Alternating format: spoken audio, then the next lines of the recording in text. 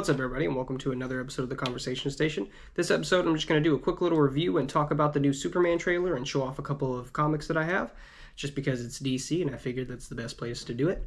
The new Superman trailer was, well, it's like a trailer, but people, I don't know, I've seen things saying it was like just a teaser, but it just came with a little bit more extra footage of what we got before. Kind of the same look at David Cornsweat's Superman, but also a few new looks.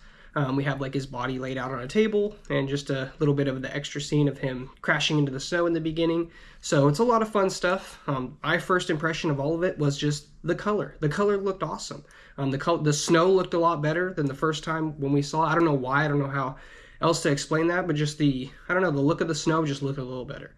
I remember thinking in the first time I saw that first little trailer or the teaser, it just, that to me, the snow for some reason just didn't look, I don't know, I can't explain it, but the first time I saw it, for some reason, the snow just wasn't looking right to me. And I don't know what it is about this next, this one, but it just looked a lot better. And with Crypto running through the snow and everything, it looked way better than it did the first time. And we see that Fortress of Solitude emerging from the ground, so that was extremely exciting. I guess a lot of people had problems with the whole sunlight being the healing factor, not the healing factor, but them like holding Superman in the sun, and the sun essentially like it showing, him showing pain and being hurt. But a lot of people have smartly come to the conclusion that the sun isn't what's hurting Superman. Like the process of healing a bunch of broken bones at one time would essentially hurt anybody. And the one thing we do have to remember, Superman is not a god. He's given superpowers, super strength by our yellow sun and our Earth's, our Earth and stuff like that, but he can still get hurt. He, plenty of times does he get really badly injured and he needs help. And they have to figure out a way to do that. So them supercharging him with the sun, that just makes so much sense. And it's, way easier than them trying to go through the, situation of trying to figure out how to heal Superman. And I'm guessing, we'll probably get like a reference to that as him being a kid. But I'm guessing he didn't get sick or hurt as a kid because, he was just always in the sun. But, obviously as he's growing up, facing bigger and badder villains, and obviously he's faced somebody that broke a bunch of his bones and just beat him to a pulp. And so, obviously there's going to be some really big enemies, and it's going to show that, that bit of Superman where he can be broken, but he has to get up and fight again because he's our hero. I mean, he's Superman. And he has to come save the day. So, the question is who was he fighting? Who obviously was, strong enough to put Superman in the dirt or in the snow. But yeah, who was strong enough to beat him to a pulp like that, And yes, we're looking at an early Superman, but still, Superman's a strong character. So it's going to be interesting to see which, who it is or which villain or what's going on to, have him end up in that situation. We see a little bit more of the fight with Mr. Terrific, and that was cool. A little bit of an extended scene with Clark and Lois sitting while the big star thing is in the background. So it's cool. I think we're going to get a lot of really good scenes that are attached to all the superhero stuff, but just have moments with the characters themselves, and we get those, loving moments between Lois and Clark. And I think that those moments are going to be, just as big as the superhero big action cool moments, just because I think we're dealing with a long list of great actors. I'm extremely excited to see how Nicholas Hoult plays Lex Luthor. I think that's to me, it's just a weird casting, not weird bad, but it's just different. It's like Ben Affleck's Batman. I mean, it's just different. You don't know what to expect. It's, you genuinely just want to see how it goes. I mean, I don't know what kind of character he's going to play as this Lex as, so it's definitely going to be interesting to see what his take on it is and the way, it's being written. Most of all, I mean, I know I say this with pretty much every comic book movie review, but the one thing that I've seen with this movie that I think I'm going to enjoy the most is it looks fun. It looks fun. It looks like another fun comic book movie. And while I know we're kind of starting like on down another road again, it feels like a lot of fun. And I just can't wait to get introduced to all the characters and get this whole world like set up and going. And honestly, July doesn't feel like fast enough. I can't wait to see this movie. It's just exciting. I can't wait to see, what parts of the story are added and, if this becomes this well-rounded character that I think it should be. But it just depends on the moviegoers, and, whether or not the internet hate bombs it or anything like that, or, if there's some big memeable moment that, people take advantage of, it might happen. But overall, I think the movie's going to be good, and whether it, sticks to the true character of Superman, the true, power of good, and the true storyline of being a hero, and that he's the hero, then I think we'll be okay. David Cornsweet is, as far as from what I've seen from the trailers, he does a great Superman. Whether or not he embodies the Clark Kent persona well with the Superman persona is something we have to see on screen a little more and in depth. And that's definitely, with any superhero character or any types of these characters, the biggest part that I think is important, I mean, everything's important, but a huge part of these characters is the fact that they're not playing one role. They really are. You're playing two. Like, you have to be able to embody Clark Kent, but you have to be able to embody Superman. And you know, the differences in between the two. And the same goes for just about almost all the other superhero characters. Like, it's almost a dual role, because, you know, you have to embody, you know, both of their in-costume persona as well as their out-of-costume persona. So I just think it, you know, presents that much more of a challenge. And I think when actors are able to do that correctly, I think it just really showcases their talent. And I think it really shows that they got the stuff and they should be there. Not that that's ever in any question, but it just shows that a little bit more, and it makes you want to see more of them.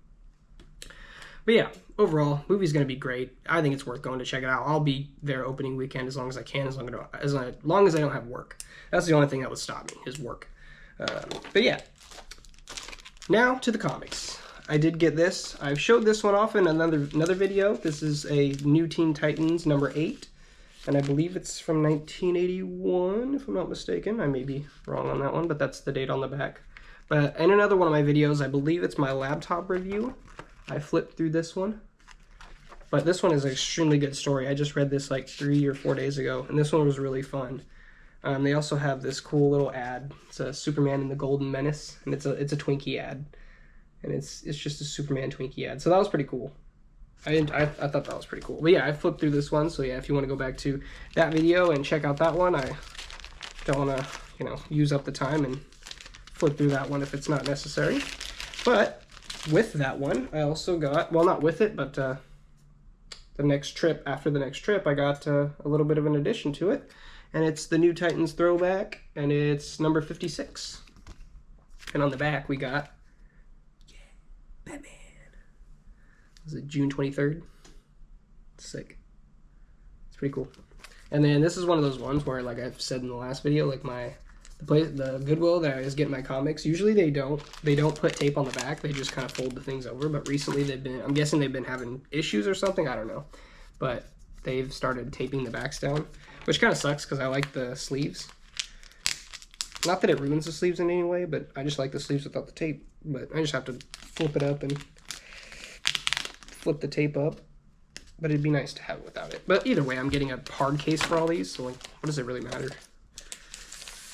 Have not opened this one, have not looked at it. The artists, Marv Wolfman, Mark Bright, and Romeo Tengal.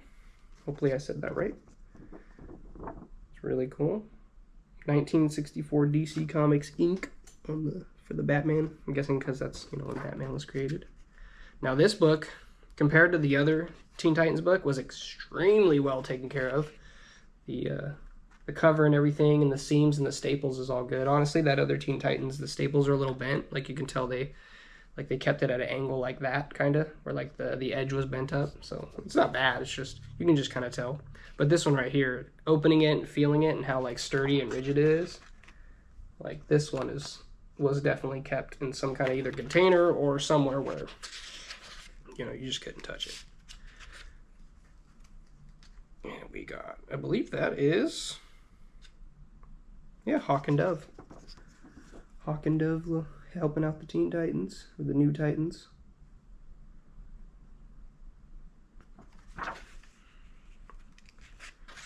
Of course, you got these classic shots of Robin. You got Beast Boy, let me turn it into a, oh yeah, we got this one right here, Batman Year 3. It's pretty cool. Always, like, the ads are almost sometimes, like, freaking just as cool as the comics. It's crazy. Oh, that's sick. You got Aqualad and Batman getting into stuff over there. That's pretty sick. But yeah, this book was extremely well taken, like, just taken care of. The pages all feel great and everything like that. Let's see. So Below, The Decadence of Hawkworld. It's pretty sick. Yeah, definitely looking forward to reading that one. Slide that one back in real quick.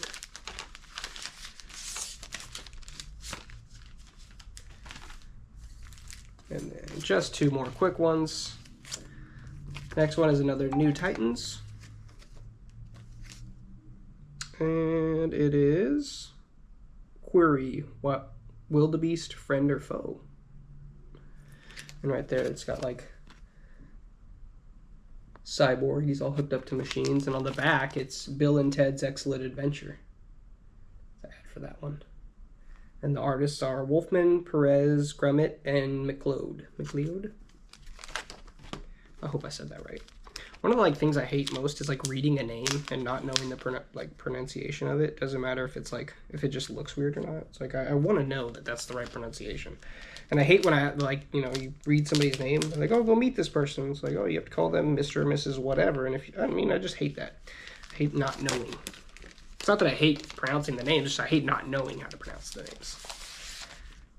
It's always worries me because I'm terrible with names and I forget them almost immediately. So when I meet people, I don't know why.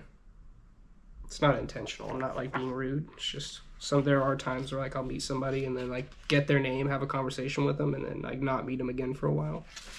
And boom, really colorful opened up shot to Beast Boy, and I believe that's the Wasp and Wonder Girl and Starfire.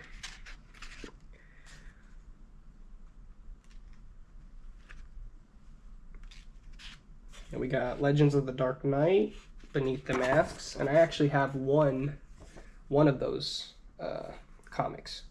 It's the Legend of the, I don't remember which one it is, but I do have one of the Legends of the Dark Knight. And that's a pretty cool storyline. I actually got recently 2 new Batman comics. Now in this one I see Raven is rocking her white cloak. So that's pretty cool, meaning she must have already done her, that big fight she had. That ends up giving her the white cloak, or at least the show that I saw where I believe she had to have a fight with her father or something else where she ended up, or no, she saved Robin, if I'm not mistaken. In one of the DC Dark movies, she saves Robin, and that's how she gets the white cloak. Of course, that's just one storyline. I'm sure there's a different one for this one. And here we get to, I'm guessing, what the story is all about, because we have Cyborg laying up in bed in the hospital, getting checked on by all of his friends. And I do apologize if there's shadow or blur or just not able to see it clearly. If it is, I will try to fix that. I try to make sure it all looks good. Yeah, it looks fantastic. It was extremely well kept, and I just, I'm appreciative of that because that allows me to continue to keep it in that condition, It's easier to keep something that kept up when it was already kept up. As dumb as that is to say. And last but certainly not least is a World's Finest number 263, July 1980. We got Batman and Superman right on the front. Really cool. And it says featuring epic adventures of these superstars, Green Arrow, Aquaman, and Shazam. And they got that right there on the side. And on the back is a Spalding cover. It's a Spalding ad. Now most of the comics are, let's see, these ones, $1.75. This was 50 cents. This one's a $1 comic, and I think it's because it comes with it says 5 complete features. So I think it just comes with all the stories. So far, I haven't looked up too much information on these, just the year that they came out, or the distribution date. And it also says it has Adam Strange solo starring in a science fiction sensation. Now there's also I got a couple of Superman comics, and they have a side story, and it's called For Microwave Man. I've never heard of that guy before, but that definitely is pretty cool. Now that's pretty cool. Look at that. You got Superman and Batman just flying around, being best buds like they should be. And that's of course what everybody hopes to get to with the new Superman movie. Obviously not right away, but at some point, at some point we want to get the Justice League. We want to get we want to get the band together, And as you see, Mr. Terrific's already there, so that's something. We have one Green Lantern, Guy Gardner. So, and I know I don't know if he's a member of the Justice League, or, I think he is at some point, but I know I have a Justice League comic over there where he's on the team, so At least I know in the comics at some point he's around and hanging out and taking orders from Batman. And Batman's kind of treating him like the, annoying guy, like, hey, dude, you're annoying. But still, he's part of the team, is my point. So I'm guessing he becomes part of the team. And then more of that great Superman artwork where he's just doing his thing. And it's, showing multiple Supermans to show how fast he's moving and just what he's doing. I love that they do that. It's so cool. We got some really cool Batman shots right there. Really nice ones. I try to be a little more careful with this one because the staples feel a little flimsy. They don't feel bad, but then the back of it is still pretty sturdy and doesn't have like no rips or anything like that. But it definitely feels like if I mess with it too much, then yeah, I think the staples will just get weak, which makes sense.